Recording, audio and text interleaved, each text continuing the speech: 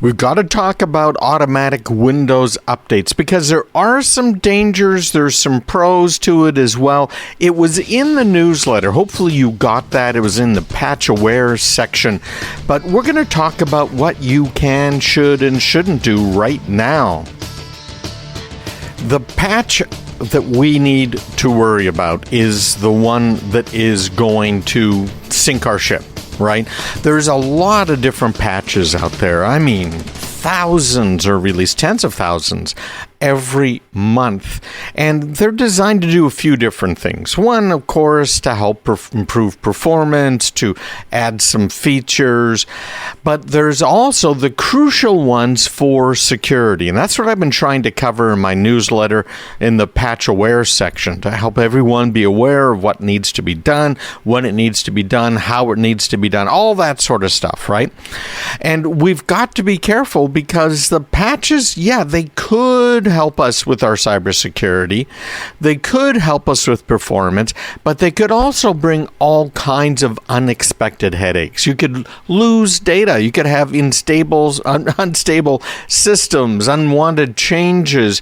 Things just don't work anymore. And my gosh, that was really the case in the Windows world for a very long time. It still happens sometimes. A patch comes out and guess what? It decides it's going to kind of wreck things for you. Not much fun.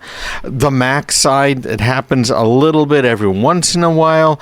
The iPhones have been just really great for quite a while with their patches, and they just happen at night automatically when it's plugged in charging. You can't ask for much better than that, and then they don't cause problems later on in the day. It's very rare that an iOS and iPhone patch from Apple causes problems.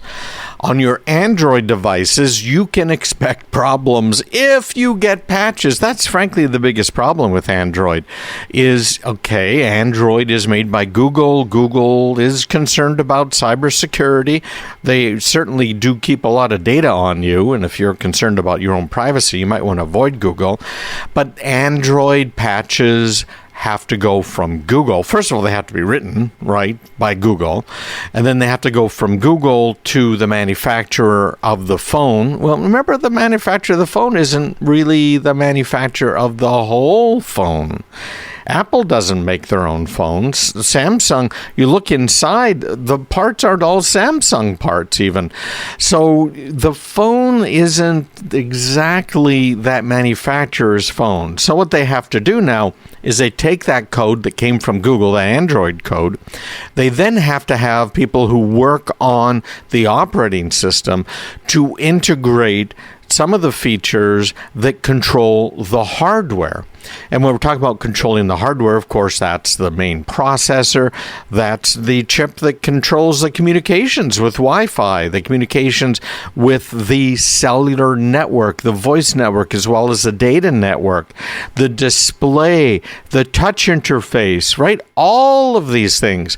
And then most of the vendors, Samsung included, will go ahead and make changes to the user interface, that thing that you see, that you're touching, you're clicking. All of that stuff is coming from a vendor like Samsung. The underlying stuff is coming from a vendor like Google. And then a lot of the device drivers are coming from third-party manufacturers. So if you have Android, it's usually 3 to 6 months after a security patch comes out before you're lucky to see it. And most Android devices, last number I saw, it was about 80+%, can never receive a security patch because the vendor doesn't support them anymore. You think about that process I just described. That's a lot of work for a vendor. How are they going to do all of that for dozens or hundreds or thousands of different products that are out there running, right? That have that vendor's name on them. They're not going to. They can't do that. It's just too difficult. And then you consider the smaller vendors and some of the vendors you definitely don't want to use from China.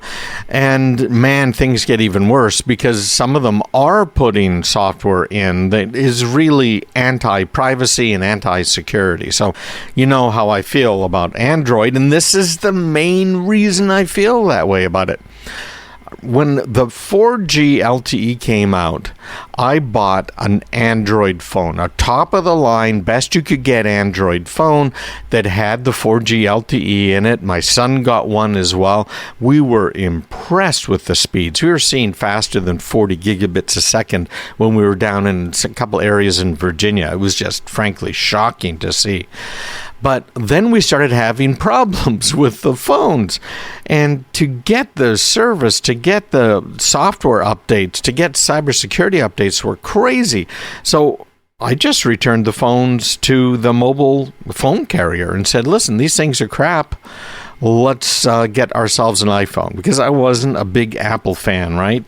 You know, Apple and who's running Apple, what's their political bent.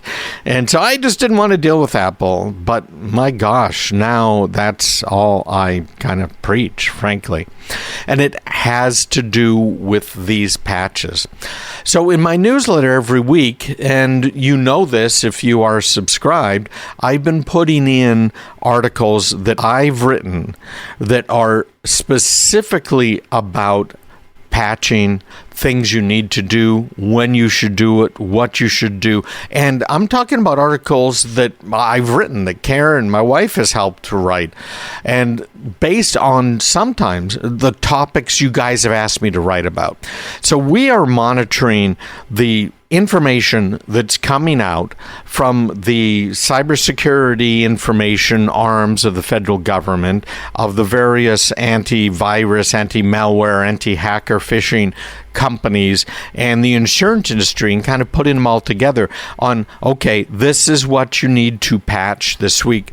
My first one was probably a little over a lot of people's head. It was about that heartbleed bug, and I apologize for that. But listen, 9 years after that particular bug was exposed and was fixed by most vendors, it is the number one bug right now for people breaking into computer systems. Now, you as a home user, it probably didn't affect you very much, because if you kept your Windows up to date, if you kept your browsers up to date, you were using a version of Secure Sockets, SSL, or the HTTPS, that was not susceptible to this heartbleed bug. But man, it's a bad one, and it's still out there. So if you have a website, a web server, if you're a business that's exposing some of your data online and is distributing it via SSL, make sure you update that. But that doesn't apply for most people. Most people, I think you're okay. But if you're using an old version of Windows that isn't supported anymore, a lot of people are still running Windows XP, running some of these old versions that are really problematic. Well, then you are exposed to the heartbleed bug. And it doesn't have to be as old as XP. It could be as old as Windows 8, right? Or something that hasn't been updated in a long time. And most of us don't update. And why don't we update? Well, it's the standard reasons. Who has the time? It gets too complicated, et cetera, et cetera, et cetera. So that's what I'm trying to do with Patch Aware. And I really, really want your feedback. I want to know, what do you need to know, what you need to do, or what you need me to do in order to help you be comfortable in applying the right patches at the right time. I really want to know, because I want to help you. No two ways about it. Because we are seeing incredible numbers of just regular people who are being phished and hacked and having millions. In fact, the last number I saw from the FBI was over $30 billion stolen. It's incredible. That's real money. So you got to do the right thing. So what's the right thing? How can I help you with that? Please let me know. You can just email me, me@craigpeterson.com. I'll answer anybody's question. And people who have emailed me know that. me@craigpeterson.com. Be glad to help you out there. And on top of all of that, make sure you get my newsletter so that you get these updates. And I promise you, and we will run through what I wrote in the newsletter about Windows updates here. We'll get get you some good information. But you got to be on the list. And if you are on the list, you can just hit reply to any of my newsletters. You are not going to get some automated thing that's going to try and sell you, upsell you, and then, get you to buy the chocolate bar when you're standing there waiting to pay at the cash register, right? What I'm going to be doing is sending you some of my most important stuff, the stuff most people want, all for free every week, all for free, because I really want to help you. I hope I haven't beaten that horse to death here, but that's really what I want to do here, to help everybody out. So when we get back, we are going to go through how to get the full potential of your computer, whether it's a Windows or a Mac, but we're going to focus in on Windows today because the Windows, of course, is much more popular than Apple. You've probably seen Apple sales numbers have been dropping, but so have Windows. The whole industry, you get to a certain point and people aren't buying it anymore. But we're going to go through automatic updates, the hero we all need. Talk about the pros, talk about the cons, and take in your questions. Me, at craigpeterson.com. Make sure you join me online. craigpeterson.com/subscribe. We all need a bit of a hero in our lives, and frankly, automatic updates could be that hero, but they could cause problems. So we're going to go through some real-world problems that I have been aware of or part of with automatic patching. Is this the hero you need? Is this a good idea? You've probably heard that turning on automatic updates on Windows is a good idea. First of all, Windows updates are only going to update what? Windows, right? They're not going to go ahead and update all of the other software on your computer. Some of the browsers, some of the other software will do automatic updates. All of it won't. It's just some things that will. So keep that in mind, first of all.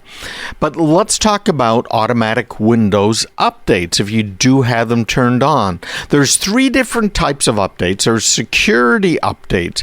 So these are available to all users, whether or not you've actually paid a subscription license. Now, Microsoft has moved from you pay $100, $200 for Windows, and then when it's time to do an upgrade, you pay that again. They've moved from that to a subscription model. So that now you're paying $25 a seat, depends, right, on what level you're buying and everything else.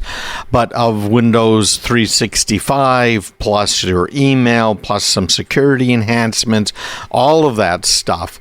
And I think that's not a bad idea, frankly. It helps keep the company in business, gives them good cash flow. I don't like it myself as a reseller because there's no money to be made in that. But, there's a good side on that as well, which is the resellers like myself, we have to make money from not just selling Windows or just selling Word or Office. We make money by supporting our clients, which is what I like anyways, right? So these security updates are intended to fix problems with security holes in Windows that could allow hackers access to your computers if they are left unpatched. Okay, so security updates are very important. You'll see those if you go into Windows updates on your computer separate. You'll see the security updates. You'll see the feature updates. Those are the other ones. So these are new features like the Edge browser getting changed, completely rewritten for the 3rd time. Cortana, right, which I don't know of anybody actually that uses Cortana. Microsoft is bringing back Clippy, apparently.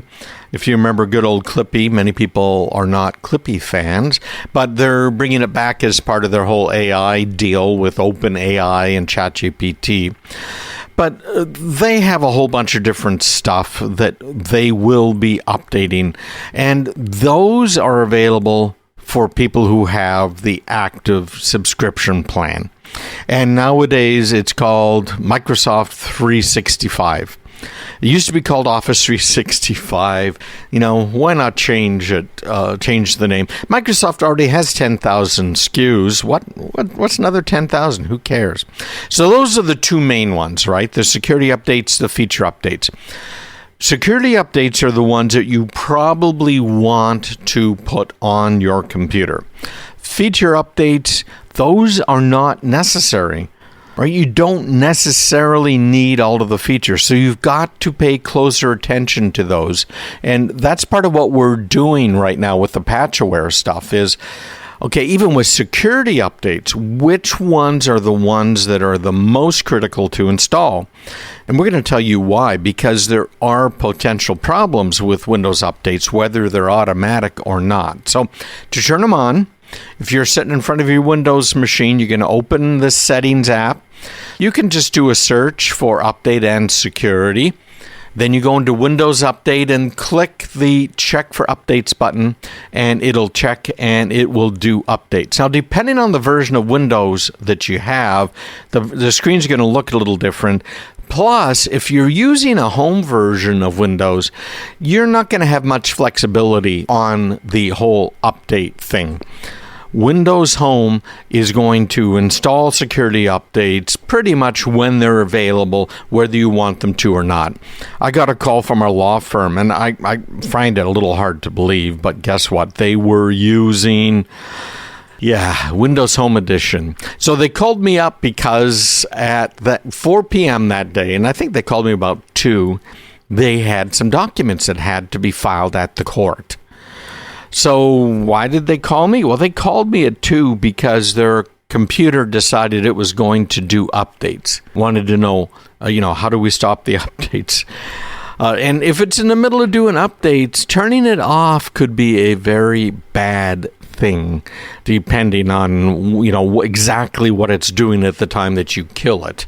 So you've got to be very careful. If you get into the professional versions of Windows, you have the ability to say, well, wait 7 days, which isn't a bad idea, before you go ahead and install those updates, because who knows what they break.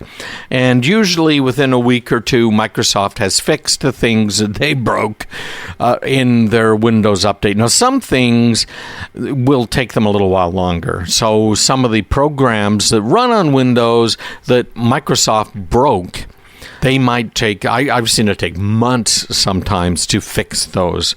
So that's where Microsoft has this rollback feature that you would need to look into if that was a problem for you. So what are the benefits of automatic Windows updates? I think we kind of went through them. It helps prevent the hackers from exploiting some of the vulnerabilities in the versions of Windows software. It can lead to data breaches, cyber attacks. It's going to help protect you somewhat against some of the phishing attacks where they're trying to get you to click on something, and then, of course, that'll download some software that's going to cause you all kinds of headaches.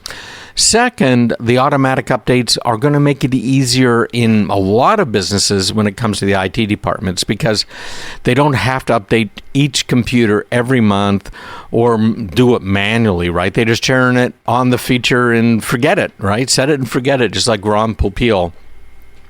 So that can be good, but there's another side to that coin, right? Like most coins. First of all, you should consider data loss. Because if your computer's turned off or in sleep mode when an update is installed, it might not be able to save any open files or open documents before it's restarting. And this is also going to depend on what software you're using and how smart the software is. So you could get data loss if your computer isn't in a UPS and your power goes out, right? That's just almost the same as turning it off when it's in the middle of a patch. Could be very, very bad, right? A slower performance. Most of the time, updates are going to improve your system speed, the overall performance, but some updates have been known to cause decreases in speed. Sometimes dramatic decreases in speed, other times just slight decreases in speed. And so you've got to be careful. A lot of times the decreases in speed come from bloating software. So Microsoft programmers have gotten lazy, and instead of worrying about, well, can we actually run in the 4 gigabytes minimum memory that we recommend for Windows? The answer is no. No, they can't. So they just keep getting bigger and bigger, requiring more and more memory. So if you notice slower performance after you've been doing some of these updates and upgrades, it may just need more memory. We were helping a customer out this week. He must have had 100 tabs open, I think Ella was telling me. And that, that's a problem too. That'll slow your computer down. No question about it. Now, your computer might also be running slowly due to some other issues. We'll talk about those when we get back, and we've got quite a few other considerations here when it comes to updates. Make sure you get the newsletter. You'll find out about this stuff. You'll become patch aware. CraigPeterson.com/subscribe. Yes, I fixed that page.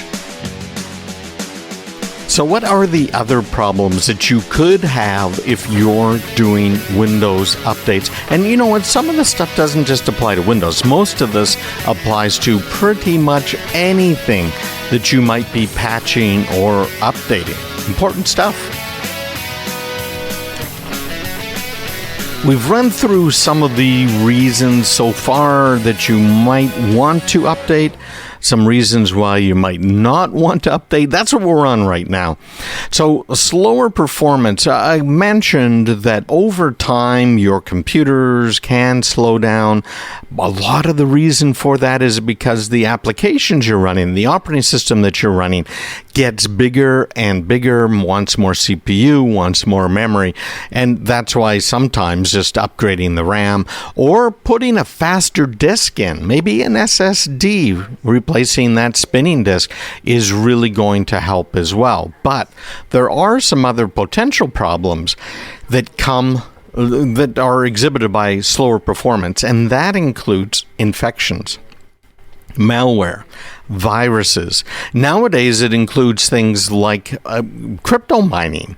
I don't know if you heard me a few months ago, but I was talking about a school district in Mass, and down in Massachusetts, this guy had built a crypto mining system in a crawl space in the school. And so the school was paying for the cooling for the crawl space. The crypto mining operation was paying for the electricity for the crypto mining operation. And the guy was caught ultimately, right? But crypto mining can really slow your machine down. And there have been problems with crypto mining on Android devices as well. So keep an eye out for that. If your battery is just running down, like quick, it might be crypto mining. And all you need for some of the crypto mining is JavaScript, which it can just run from a regular web page. So those are all things that you have to be careful of. Unexpected reboots. Now, this can be a problem, particularly in the Windows world, where it installs a patch and then reboots, and then installs a patch and then reboots, right? And it goes through that cycle multiple times. Some applications really need to be closed. So ideally, what you should do is turn off, if you're really going to be diligent, okay? I mean, you got to pay attention. But turn off the automatic updates. And then when Patch Tuesday comes around, wait about a week. And then once you've waited for that week, what are you going to do? Well, you're going to go into your computer. You're going to close all of your applications, save all of your files, and then you're going to go in and say, okay, do Windows Update. Does that make sense? Because this whole reboot, an unexpected reboot, it could really mess up your work, okay? So it's not a bad way to do it, but if you're not super diligent about going in and manually running the updates, just leave automatic updates on. Now, if you're running a 64-bit version of Windows and have automatic updates enabled, it's possible that some updates could cause your system to become unstable or even crash. And they could cause incompatibility problems with some of your applications as well. outdated drivers, the bane of everybody's existence that has ever tried to, install Windows or update Windows. Because remember, we were talking about the drivers. These are the programs that let your computer communicate with the hardware, things like your printers, scanners, keyboards. If you don't have the latest version installed in your system, you could really experience some problems when you're using certain devices or applications. Unwanted changes are a problem with updates because some updates are designed to change how a program works. I was talking about it earlier. Depending on the version of Windows, you're going to find this menu here, or might be there, or they might have renamed it, or Microsoft's 10,000 plus SKUs, right? So these programs, when they're changed, or when the operating system is changed, and there's different OS calls, or maybe there's API calls into the cloud, that could really break some programs that you rely on.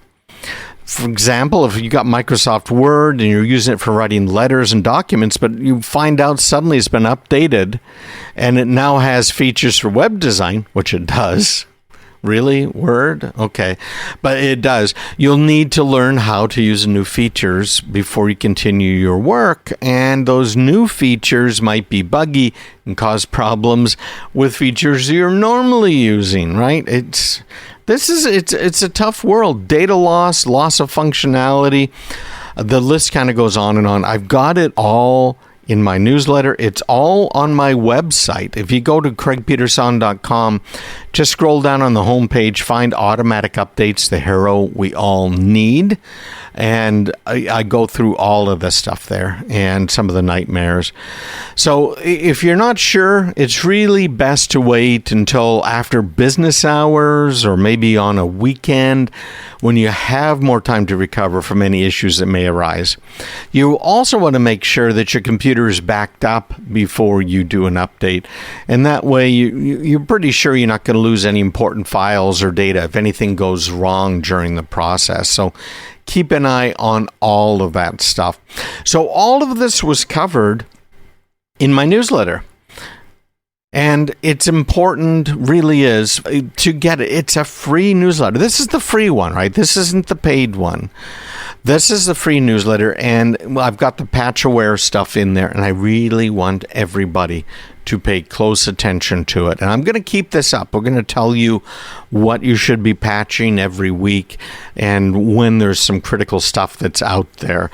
And I'm thinking about making another email list that's specifically about patches. And if you'd like to be on that email list, email me. I want to know if it's worth my time, right? Because this stuff takes hours to do every week. And I'm glad to put the time in. But if no one's going to use it, it's really hard. It's hard for me, hard on the marriage, hard on everything else, right? So let me know. me@craigpeterson.com.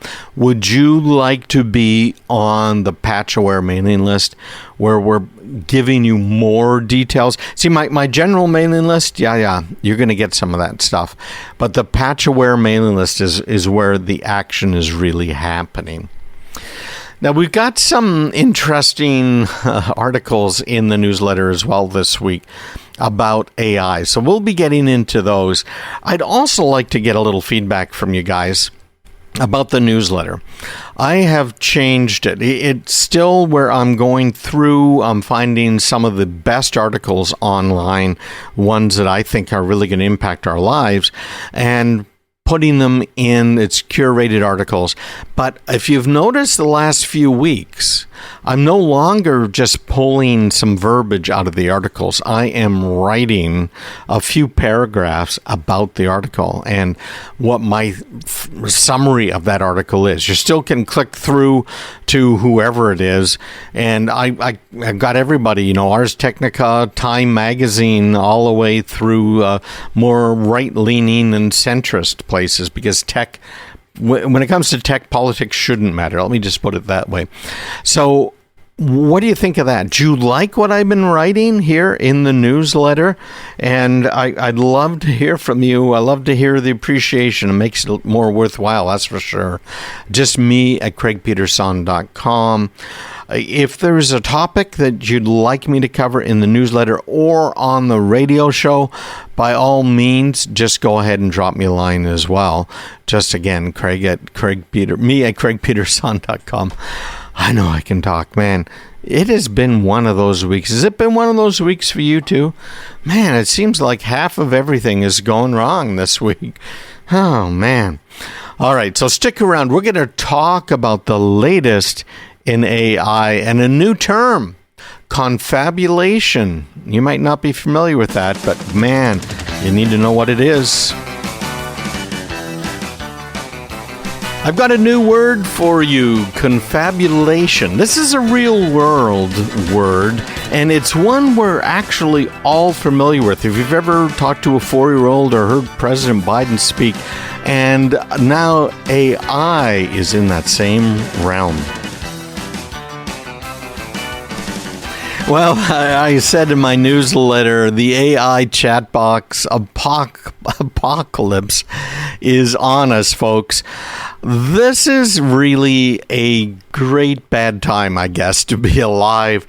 We're seeing so many changes. My father passed away at the end of last year, and it really made me think a little bit about my grandparents and, of course, my father and all the things they saw over the course of their more than 80 years, 85 years, and over 90 in one case. They've seen a lot, but I think we are seeing even more. Just this whole thing with ChatGPT, with the AIs from OpenAI and some of these other companies that are out there. Bing Chat, of course, which is based on OpenAI, Google's Bard, and some of the others.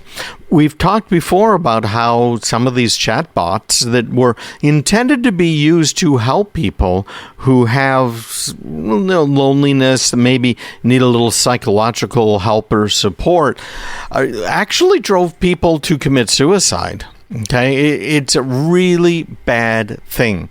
So there's a great article that I had in my newsletter, and this is up. No, I guess we're not putting it up on my website anymore. You got to get the newsletter in order to see these things, because I just don't have enough time.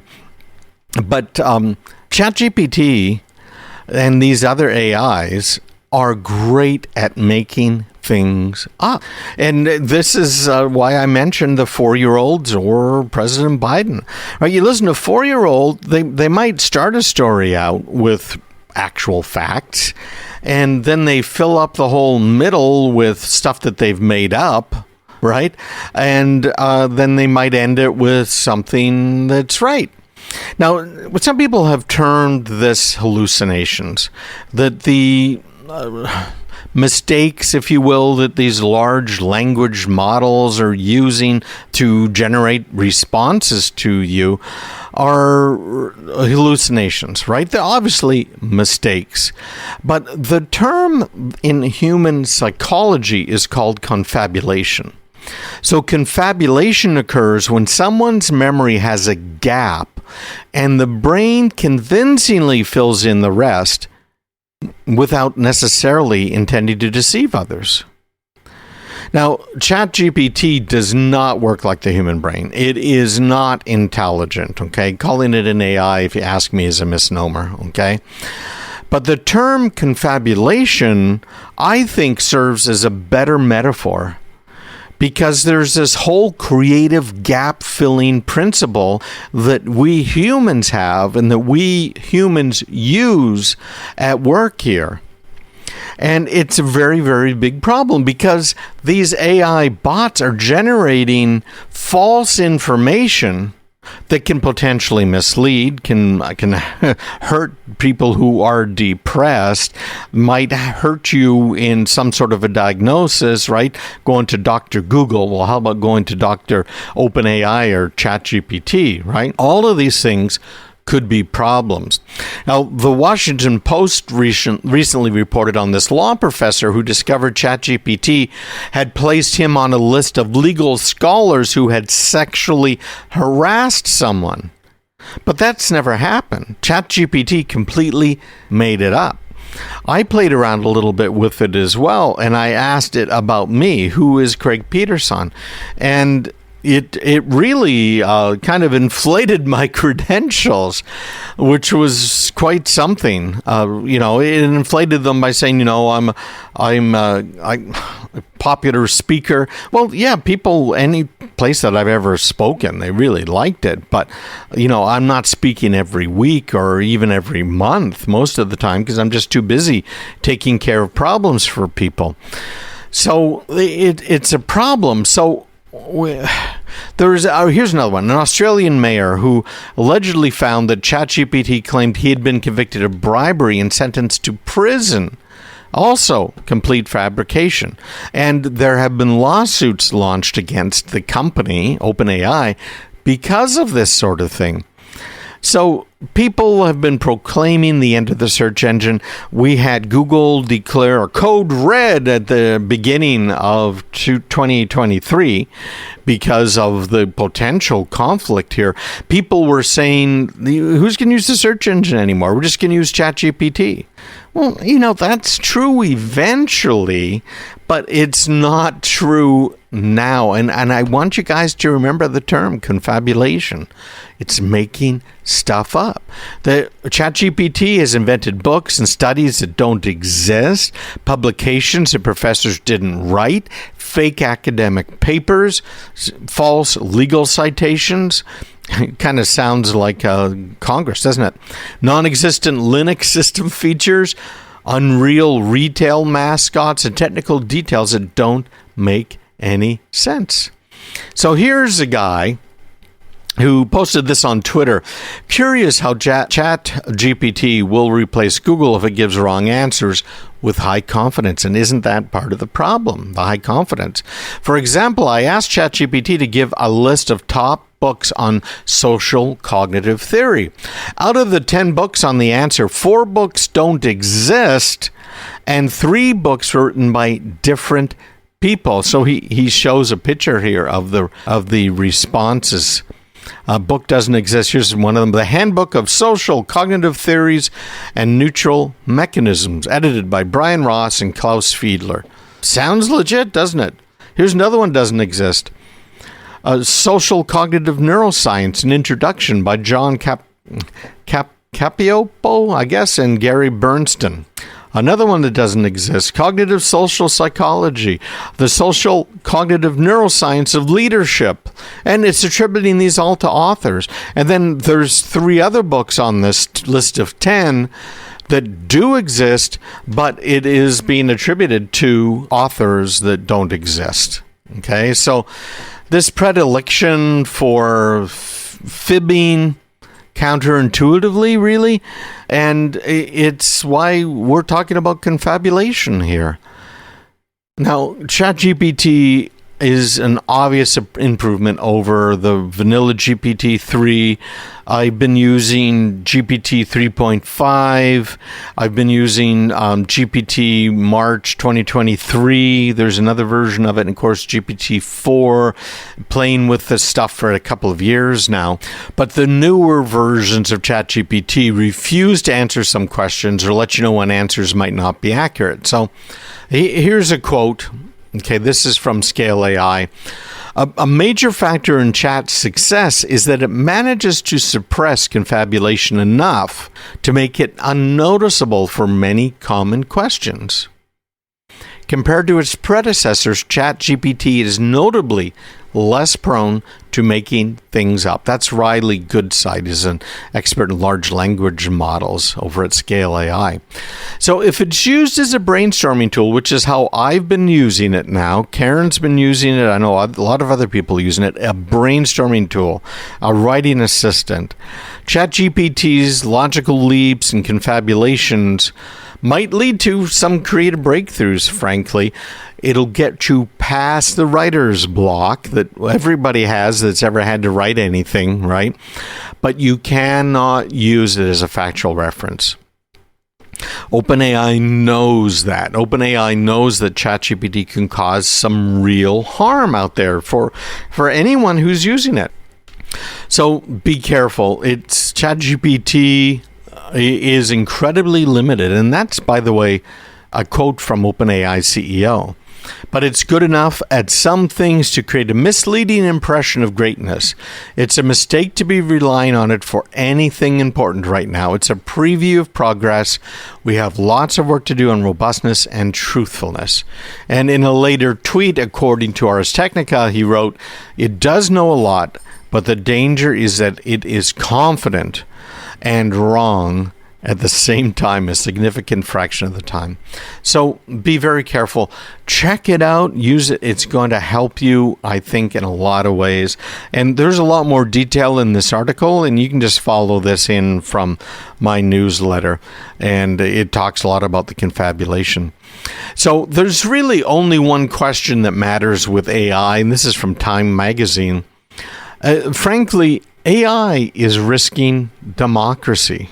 Absolutely is. The Future of Life Institute has really sparked a debate, fiery debate, frankly, with a petition, folks, that's demanding a 6-month halt on AI experiments. I've talked about this a couple of times on the air before as well. So these tech whizzes are warning of apocalyptic consequences if developers don't hit the brakes.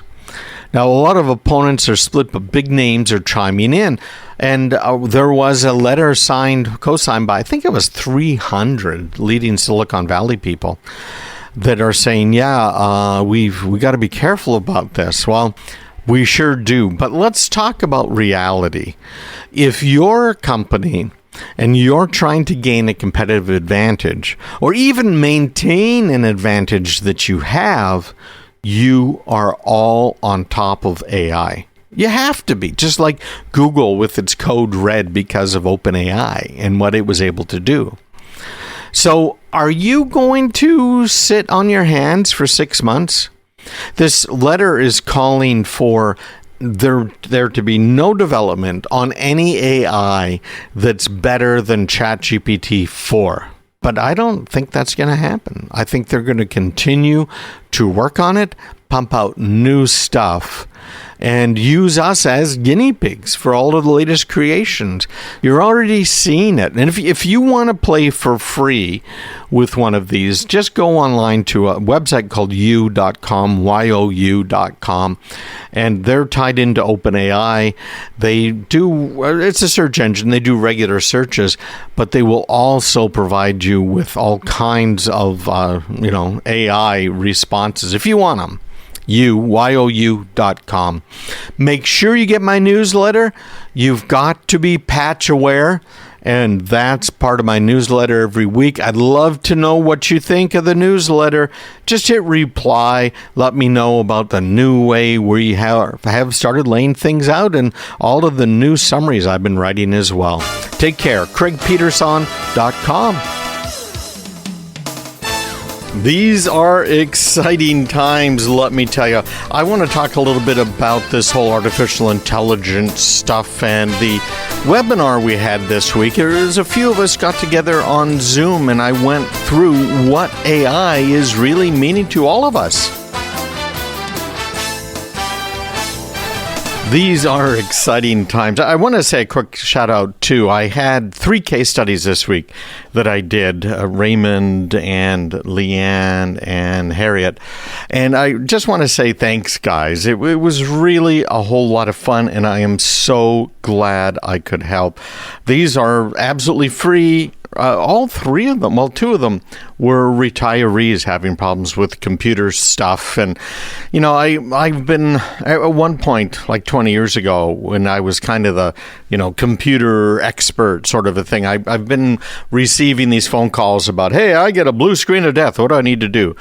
And that's not what I like to do, right? Because it gets just too narrow, too specific to an individual person, their computer, their problem.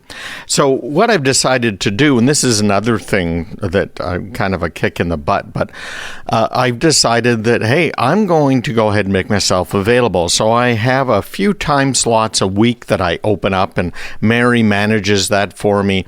In fact, if you email me at craigpeterson.com, Mary's more likely to get to your email first. By a long shot. It can take me more than a week sometimes when I get really busy to get to those emails. So being able to sit down and do a case study with people, I think is a great thing. And then ultimately what I want to do is take those case studies, edit them up a little bit, get rid of the more private information that's in them, because we record all of them, and make some of those available to everybody. Because let me tell you, the problems people have are not unique to them. It's kind of like businesses, right? They're all about 90% the same, give or take. So it's something to seriously consider. And when you get right down to it, it's really a public service. That's what this show's about, right? That's why you guys are listening, because I provide hopefully some great content for you. And every week I get a few emails thanking me for what I do. And I really appreciate that, let me tell you, because this is a labor of love. I don't get any revenue from any advertisers or anything else. I'll let that all go to the stations, and it should, right? They've got lights to keep on. So do I. But every once in a while, I pick up a new business client, and that's always rewarding for me. So shout out to those three for this week. And there was a busy week. It took up, I think So I think I only had 3 slots this week for these case studies for listeners. But if you're interested, you'll notice in the newsletter down in the signature area a little thing about how to be a case study. If you are interested, and I can help you with your problem, whether you're a home user or big business or small business, I don't care. I'm here to help. No question about it. Well, this week, this is very, very cool, and I've done these before, but this week I had a great Zoom session. Now, Zoom, of course, everybody's been on. That's why I used Zoom. Zoom is not secure, but it didn't really matter, because this week what we talked about was the latest artificial intelligence tools that are out there. What are those? Well, ChatGPT, for example. It's pretty darn cool when you get down to it, because ChatGPT lets you do a ton of stuff and learn a ton of stuff from it. And we went through some of the things ChatGPT does pretty well, which is, just kind of vomit words. That's probably the best way to describe it, because it sure isn't great at doing any sort of analysis. In fact, it has no real ability to, other than the analysis of what's the next most likely word in this sentence. That's how this stuff works. It's generative.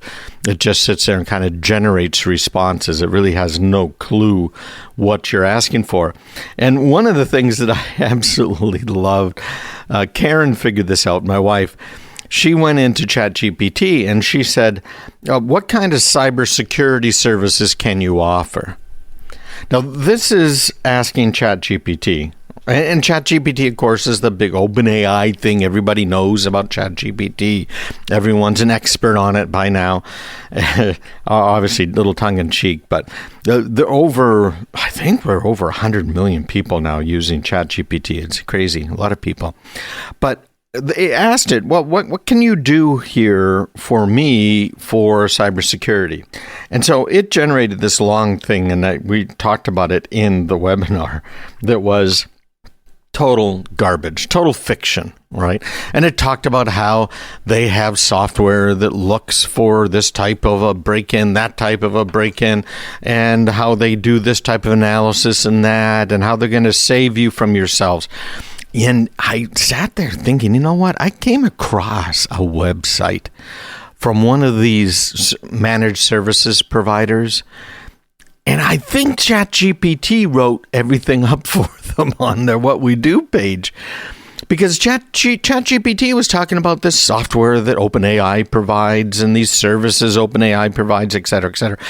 OpenAI doesn't provide anything. Any services for cybersecurity.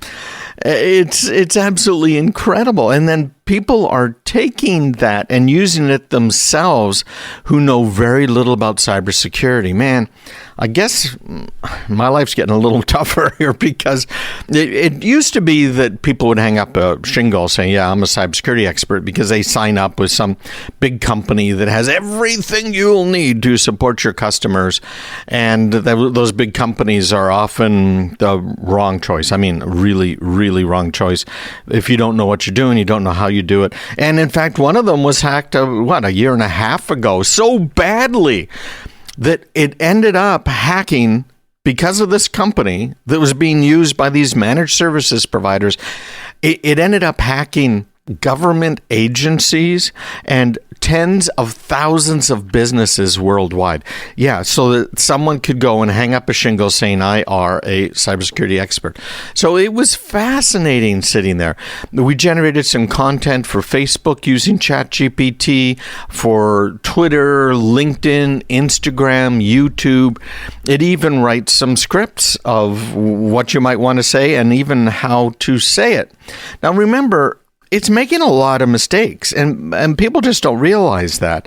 A lot of mistakes. If you don't know the business or whatever it might be that you're talking about, you're going to be led astray.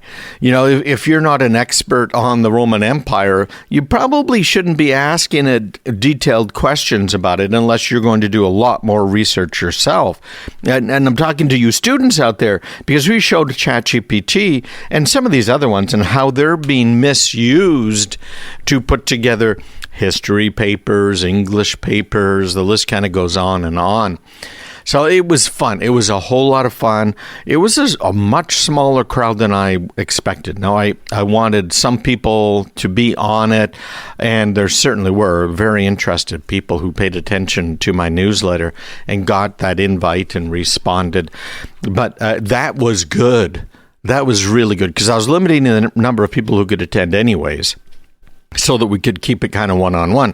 And that's why I also set it up as just a regular Zoom meeting. Although, as you know, as I mentioned, I'm not into Zoom. Zoom's kind of dangerous. So we had our meeting, and a lot of back and forth and a lot of demos, and I want to just shout out to everybody who was on it. I think things went really, really well. So congratulations, and thank you, everybody. It was well worth it. Now, we're probably going to do some more, and maybe longer tail, if you will. In other words, a little more specific about some tools or some applications of the tools. Kind of hard to say exactly what we'll end up doing, but we're going to do something along those lines. In fact, the case studies this week, Leanne in particular, was really kind of eye-opening to me, because it was just such a difficult thing she's trying to figure out. You know, she'd been a school teacher for years, and now she's trying to take care of her mother and also try and figure out what to do with her computer that isn't working quite right. And so what was eye-opening to me is that, yeah, there are a lot of people that don't know exactly what to do or who to trust.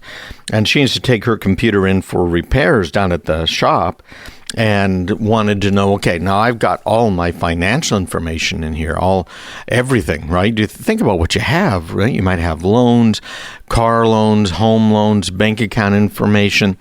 And so I pulled out the information from my newsletter a few weeks ago.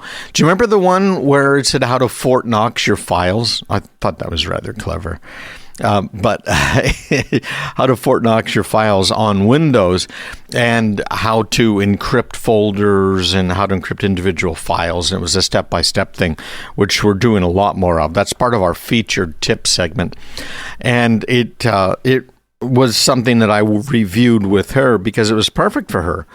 Right? The store or the repair shop needs to be able to log onto her computer in order to make sure things are working after they've got stuff fixed. But then what? Are they going to be able to get at all of her private information? So I pulled out that newsletter and showed her the Fort Knox stuff. And I put it all into a little document for her that I gave her after we reviewed it there live online. So it was fun. It was fun talking to everybody. So thanks, guys, for this week and everybody that participated in our case studies. And if you're interested, just email me, me@craigpeterson.com. These are not sales things, right? I don't care if you're a home user, retired, and just don't have any money to spend on anything. This is to help. But, if you're a business, I'm more than glad to help. Stick around. The online world has changed, and nowadays your anonymity and privacy are more important than ever. We're going to even talk a little bit about what ChatGPT is doing in order to make our lives a little more, miserable. I included in my newsletter. Hopefully you got it. If you didn't, it's free to anybody. It is not one of these heavy selling things. I really am trying to help, okay? This is coming from a position of love. And the newsletters for a month or two now have had in the front of them a tip. And the tip is for you. And it's a step-by-step on how to do something that's crucial to your security, your privacy, your anonymity. And it's designed to really take you maybe 10 minutes to do. And the idea is if you do one little thing a week, you're going to, after a year, be a lot further ahead.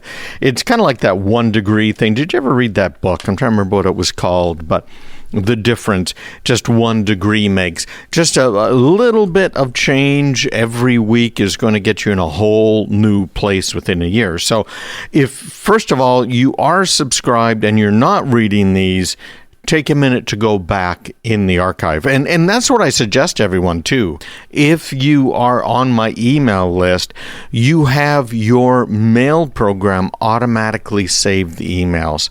I've even got in the bottom of the email, right near the very, very bottom, a tip on how to do that on the Google Chrome browser. There's other ways to do it on others, but it's important to save these so that you can search for whatever information you're looking for.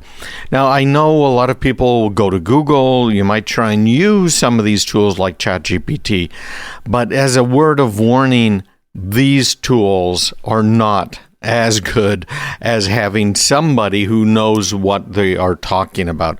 I think it's really important because if you are just relying on some tool that's online that doesn't know much about you, doesn't know much about history, in fact, all it's usually doing is trying to find what it thinks is the best match for you based on what people have been saying, I can pretty much guarantee it's not the best idea for you. So saving those emails every week is going to make a huge change for you because you can go back and review them. You can search through them, find information about what you need. So I had in my newsletter, what we're going to talk about right now is a little bit about anonymity and privacy. And unfortunately, in this day and age, those two things actually mean almost exactly the same thing. Because unless you have some form of anonymity online, you are not going to have any real privacy. You might remember, this caused quite a storm a couple of years ago. I had an article that said, lie to your bank. That was my tip. Lie to your bank. And the real idea behind this wasn't that you should be lying to your bank. Obviously, if there's official forms, if there's some government thing that you got to take care of, you don't want to lie about it. But if some bank wants to make some sort of an offer to you, you sign up for something, whatever it might be. And we're not talking about a bank account here or something else that might have to be reported to the IRS or other agency. Use a fake name. I have 5,000 records in a spreadsheet of fake names, dates of births, addresses, all kinds of fake information, because what I'm trying to do is just have a little privacy online. If someone doesn't need to know who I really am, they're not going to find out. Some of these identifiers, how do you say that? Some of these pieces of identification are male, some are female, they're all kinds of different ages, and I use them when I sign up for different things. And for Man, 30 years now, probably longer, ever since I first got hacked and decided I needed to help other people not get hacked themselves. I have been using unique email addresses whenever someone asks me for an email. Now, you might ask me, hey, Craig, how do you possibly use a different email address? If you look in my 1Password, in fact, you'll see that I have all kinds of website information in there. It includes things about special notes, usernames, passwords, just kind of all of the stuff you might expect. And there are a lot of them in there. I have over 2,000 entries in 1Password. Well, that equates to probably hundreds and hundreds of websites, which equates to hundreds and hundreds of emails. Now, there are a few ways you can do this fake email thing. What I've been doing for a long time is not a fake email, it's a real email, is I've been using something called plus addressing. So my email address is, as you guys know, it's me@craigpeterson.com, right? I get emails from you guys every week thanking me for what I do, my wife and Mary and everybody for all of the stuff we're doing. And it's great. Please do. I'd love to hear from you, me@craigpeterson.com. But if I sign up for something and I want to use my me@craigpeterson.com mailbox to receive those emails, I have turned on something called plus addressing. So I might have a website that I go to. So let's say it's campaign.com. So what I would do for an email address is I'd say me, M-E, the plus sign, campaign or campaign.com at craigpeterson.com. So what happens is that email address then is sent to me plus campaign at craigpeterson.com.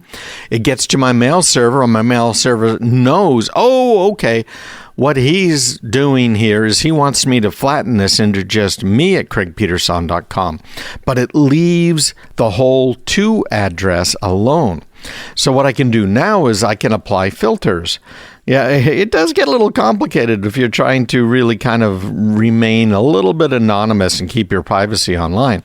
But okay, great. So now it says flatten it. Here's the email, goes into my me box, and then I have a filter that says, well, if I get a mail from me plus campaign, what I want you to do is put it into this folder, and it goes into that folder. Isn't that handy? Or if I never want to hear from anyone again and I hit unsubscribe on their email and I'm still getting emails from them, I say, hey, put that in the big bit bucket in the sky. In other words, trash. And off it'll go, right into trash. Now, there are many ways to do this. In some cases, you have to turn it on explicitly. And one of the places that you might have to turn it on explicitly is if you're using Microsoft 365. Although I think now they may have it set up so that it's going to work for you and you don't have to turn it on, right? So if you have a Microsoft 365 email address and whatever email address is, just try it. Send it to your email address. But right before the @ sign, put in plus and then something, plus test. And what'll happen is it'll show up in your mailbox or it won't. So that's one way to do it for a little bit of privacy. If you are an Apple user, you now have a new feature, which allows you to have Apple generate anonymous email addresses for you. So the email comes in and goes into your regular Apple mailbox. And then again, you can do the same types of things with your filters. But Apple's generating just random email addresses for you, which is really quite cool. There are a lot of flexible things that you can do there. Another one is Firefox has something very similar to that now with their mail. Mozilla, and there are a few others that you can find online. It's important to do. So we've got 10 tips to increase your anonymity and protect your privacy online. So we're going to run through those as soon as we get back. Visit me online. If you're not on the email list yet, on the free weekly newsletter, craigpeterson.com/subscribe. We're going to go through the 10 steps that I outlined in my free newsletter to increase your anonymity and protect your privacy online. Nowadays, anonymity and privacy are pretty much the same thing. I have talked about VPNs many times. People tend to think that if they're using a VPN, automatically, suddenly, for some strange reason, they are secure, right? Because it's encrypted, and it's encrypted. That means everything's going to be wonderful. The answer to that is no. That is not true for a number of reasons. There's some things you have to truly consider. So let's talk about VPNs a little bit. First of all, they are encrypted as a rule, right? But I want to kind of give you an analogy that I came up with some years ago when I was teaching one of these VPN webinars.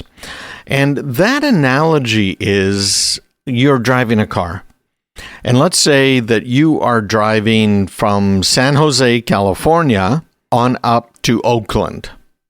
So you've got some roads to drive on. You're going to go across a bridge, the beautiful new Oakland Bay Bridge, and then you're going to end up in Oakland, California. That's assuming you want to go to California, okay? There's some pretty stuff out there. But anyways, that's a separate issue entirely. Or let's say you want to go from Southie in Boston on up north, right up to New Hampshire, or you name it, right? But I want a bridge in your mind. Think of a bridge, Brooklyn Bridge, whatever it might be. The VPN, I'm going to equate to the bridge. The VPN is carrying you and your data. It's carrying your car as you're driving. But before you get on that bridge, you're on roads, regular streets, maybe small streets, maybe scary streets. Then you're on the bridge. And then you're off the bridge and you're back on streets, aren't you? You got some big streets, some small streets, some scary streets, some bright streets, some dark streets. Or try saying that fast. The VPN is secure. It might be, right? It probably is. So your data is secure as it is on that VPN going across the bridge. However, your data is exposed, just as you in your car are exposed while you're driving on those other streets. You know, the back roads, the big streets, the little streets, all that sort of stuff. You are exposed. And when it comes to VPNs, most of these VPN servers are sitting in big data centers. Most of them are rented data center space. So they can be at an Amazon Web Services data center. They might be at a Microsoft Azure center. There's many more than that, but we'll just use those two as examples.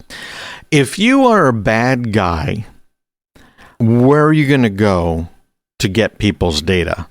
This is kind of like Willie Sutton, right? Where he allegedly said, when asked, why do you rob banks? Because that is where the money is, right? You're not going to go and rob a lemonade stand that some kids have on the corner and walk away with $10. You're going to try a bank that has a lot of money, correct? So off you go buying what now? A VPN service. That service is actually hosted in a data center, and that data center may well be tracking all connections. It probably is, frankly, in and out of that data center.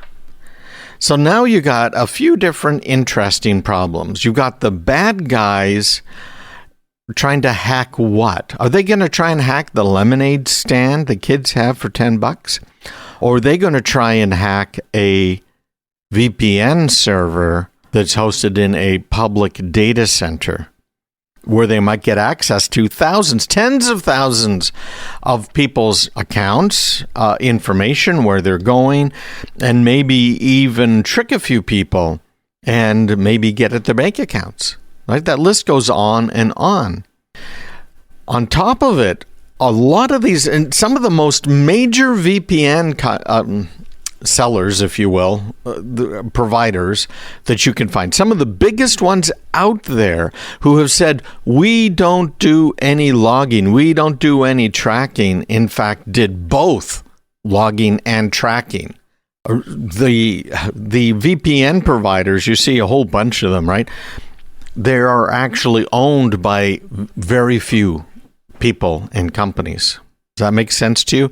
So they'll have one guy, in fact, who was shut down, had, I think it was 20 different VPN provider companies that he owned. All different names, all different marketing. And yet he owned them all. And he was selling your data.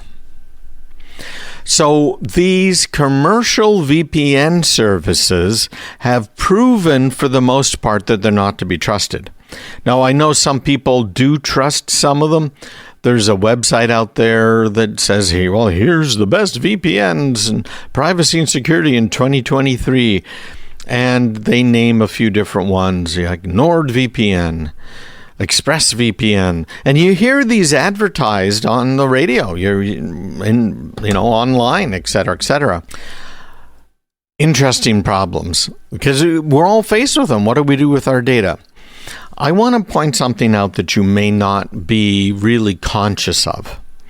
And that is, if you're going to a website, let's say it's your bank, even if it's craigpeterson.com, if you go there right now in your web browser, let's do a little walk along here to craigpeterson.com. Look in the URL bar, no matter where you're going, your bank or whatever, kids' soccer team. You'll see a little lock right to the left. Usually it varies a little bit from browser to browser, but a little lock. Click on the lock. And it's going to pop up a little thing saying craigpeterson.com, connection is secure. Now, if you click on that, you're going to get connection details. And it says, okay, it is secure and the certificate is valid. Well, there's a few things going on here that you need to be aware of that, again, aren't obvious by looking at it. First of all, what does it mean when the browser says the connection is secure? What it means is that the browser's connection to the server where craigpeterson.com is hosted, or your bank is hosted, or whatever is hosted, that connection from your browser, from the moment it leaves your browser until it gets to that server on the other side, is encrypted. Kind of sounds like a VPN, doesn't it? Because it is. Now, your ISP, whoever's providing your internet service, can tell, okay, you went to craigpeterson.com if they really cared. But what they can't do is see what you are doing at craigpeterson.com. So you got to kind of question yourself. Do you want to be trusting that your internet service provider, whoever it is, Comcast, Verizon, T-Mobile, you name it, or do you want to trust them with the knowledge that you went to this bank or you went to that website? Or do you want to trust a VPN service, some of which are run by criminals, and that's proven fact, and others that might be hacked and they might not even be aware of it right now? It's an interesting dilemma. So I've got an answer for that, and we'll be talking about this. Again, we're reviewing the 10 tips that I had in my newsletter to increase your anonymity and protect your privacy online. Make sure you get my next newsletter. You missed this one. We got a featured tip every week, all for free. craigpeterson.com/subscribe. You'll find it right there. Well, I've got another tip on VPNs, but I'm going to tell you now how to be anonymous. I mean anonymous with a capital A online. And that's important if you want to have privacy, but there's risks involved too. Most of the browsers that you use on a day-to-day basis track you. I can guarantee you that most of your internet service providers track you. There's no way around it, unfortunately. They have to do it as part of their daily business, but they also do it for a lot of other reasons, including what to sell you, how to sell you stuff, right? Et cetera, et cetera. Well, there is something out there that was developed by the United States Navy and is continued to be maintained by the Navy, and it's called the Onion Network. Now, the Onion Network ties into the Tor browser. Maybe it's the other way around. It depends how you want to look at it. The Onion Network was set up to allow dissidents in foreign countries to be able to talk to us, to talk to their CIA handlers, to organize things within the country. It's the sort of thing that I would expect that people in Ukraine are using. Military people use it. It goes on and on. One of the biggest users of this whole network is bad guys, right? It's just like the internet isn't what you might think it might be. Well, actually, more than half of the traffic on the internet right now is streaming television, which is, I think, kind of a waste of bandwidth. But that's a different story. I definitely prefer it over these silly contracts that these cable companies try and get you in. But the bad guys use this Onion Network as well, and we're going to get into that and why that's a little bit of an issue. But journalists use it, particularly in countries where they might have a problem with the government because of what they're doing, what they're researching online. Can be a real problem, really, for everybody. So they put it together, the Department of Defense, to be able to communicate with these people, let them organize so that they can, topple governments and whatever else that they want to do or need to do.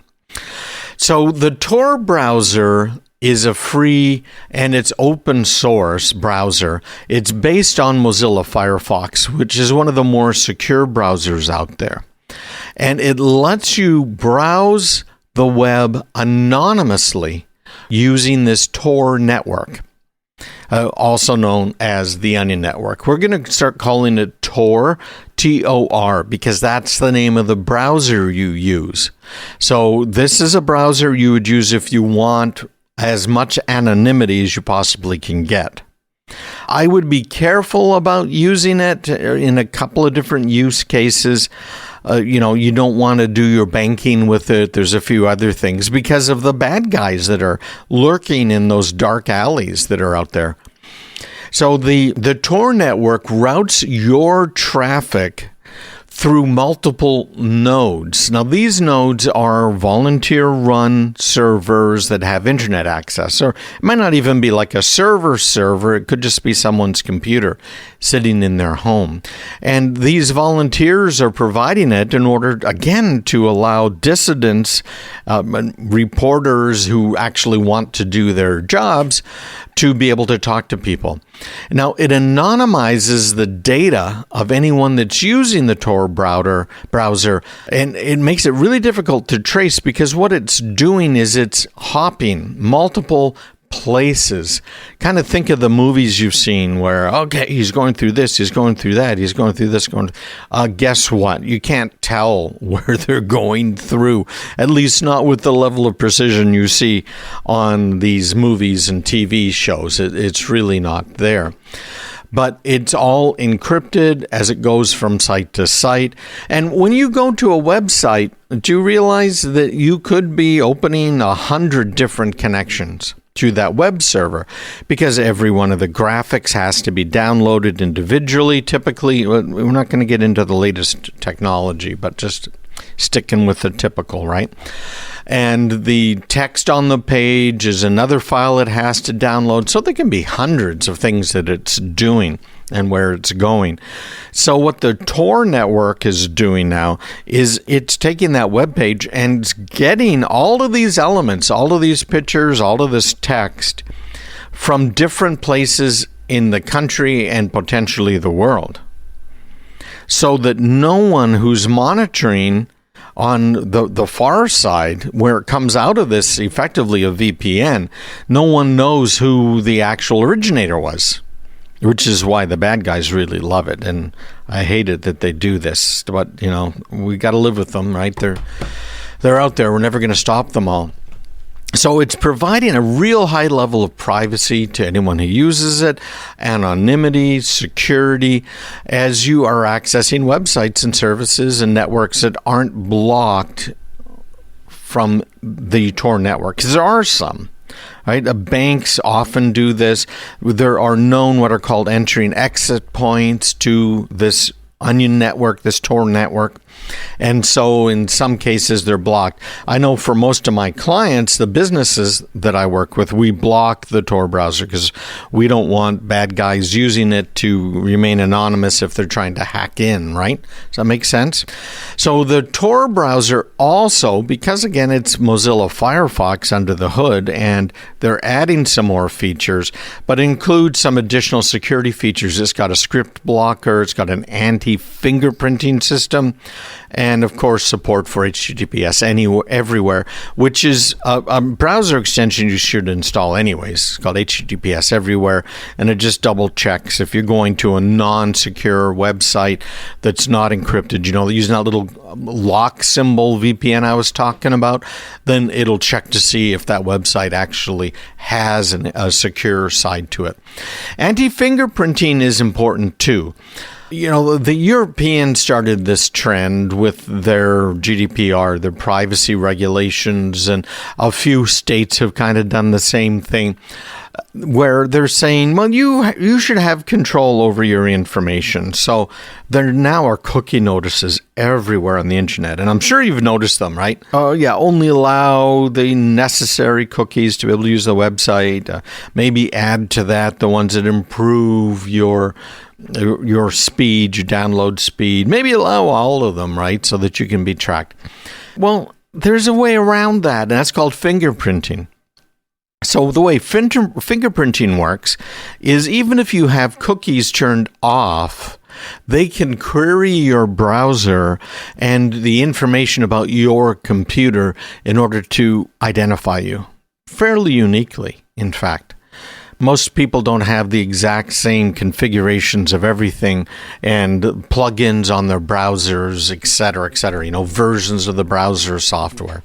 So that's called fingerprinting, and that's how they get around the cookie thing. Again, it's just another government ploy to make you think they're trying to make you more private or safer in reality. No, none of that's true. Even Google's come out with this thing saying, yeah, we're not going to use cookies anymore. What they're doing is they're putting you in a box. So rather than having a very explicit definition of you, what you're interested in, your age, your family, the cars you own, et cetera, what they're doing is they're grouping you with about 1,000 other people. So they're saying, yeah, we're not identifying individuals. No. What are they doing? They're putting you in a bucket, a pretty small bucket, and then that's even of more value to a lot of the advertisers. Pick the bucket. So using the Tor browser, they've got all of this anti-fingerprinting built into this. Now, when you're using the Tor browser, you can access websites also that are only available through the Onion network. Remember, the Onion network is a network set up by the Navy. It's for dissidents and others to be able to communicate. And you can tell if it's an Onion URL by the extension, which is .onion, right? And it's something you can look at and look for. And there's even a search engine. There's a couple, but DuckDuckGo, I'm going to check right now as we're talking, has built into it an Onion capability. Let's see, Onion network. Okay. And there it is, Tor project, Onion routing. So anyways, so you can get to these different websites. This is what is known as the dark web, the Onion network. And it's not all dark, but there certainly is a lot of criminal activity on it. And frankly, that's where part of this warning comes from. The warning is that the Onion Network, like any other internet-based service, has some potential risk associated with it. It has similar risks to using a commercial VPN, as I talked about earlier.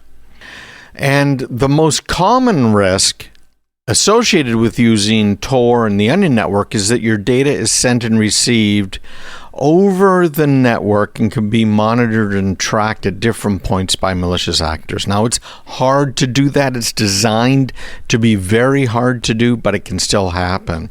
These malicious guys, the bad guys, can exploit the network. They can set up, remember, volunteer nodes, little servers on the network. They can set up malicious Tor nodes that intercept traffic, steal data potentially. Other potential risks associated with it include maybe spreading some malware and viruses through the network that can cause damage to your system. So there's no guarantees, and I hate to say this, right?